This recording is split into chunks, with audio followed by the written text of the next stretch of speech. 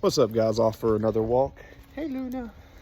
So, okay, I got one of my clients who is a kind of a guy who is kind of athletic, but he fell off the rim. He's a former collegiate football player. He's getting back into weight training. He's a naturally bigger guy, but he wants to get leaner. So I'm like, okay, cool. So what are we doing? And he's been walking like 6 to 8 miles a day, which is great. But I asked him, I was like, hey, why are you walking so much? And he's like, well, I just want to move and get in better shape. And I asked him, like, why don't you lift weights? He's like, well, I don't want to lift heavy because I don't want to hurt myself. So I was like, cool, right on. Well, why don't you like do an upper lower body split? Upper body one day, lower body the next, or full body every other day, or push pull leg. And in days in between your weightlifting, just go on your walks and cut your walk time down to maybe a few miles a day. And I asked him that, and he was like, well, I just don't want to hurt myself from lifting heavy. So I said, okay, that's cool again, but why do you have to lift heavy? Why don't you do an upper lower body where you do 10 to 30 reps per set, you know, focus on your rest time and increase your capacity, and then add walking in between. And this is something that I've come to the realization of. I don't know why everybody thinks that walking, like all this walking is exercise, because it's not. It's recovery.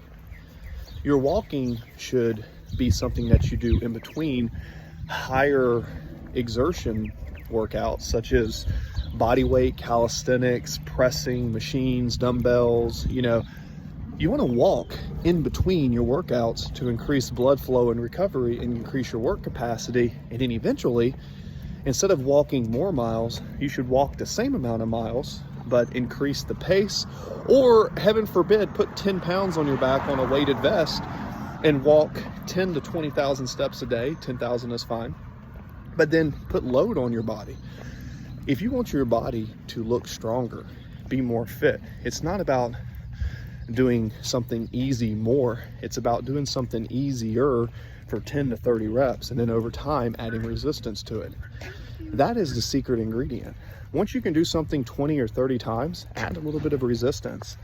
And here's the catchy part. If you're just an athlete, yeah, move. But if you're trying to like grow muscle in your body, then you should pump that area with blood. Pump that area with blood with a weight that you can do 10 to 30 reps for 3 to 4 sets. Do that 2 to 3 times a week on separate days. Add volume, and then over time, progressive overload. That's what's going to change your body's ability to put on some muscle. You want to build muscle. Muscle is going to allow you to hold more sugar. It's going to let you put more glycogen in your body. It's going to allow you to be stronger. It's going to balance your hormones. Your endocrine system is tied into your muscle system. So if you want more energy, you need to learn to grow some muscle tissue. If not, you're just going to be one of those old people that just walk around like a skeleton and are barely hanging on to life, and you're literally one step away from death. I mean, I've seen it for 15, 20 years of training athletes.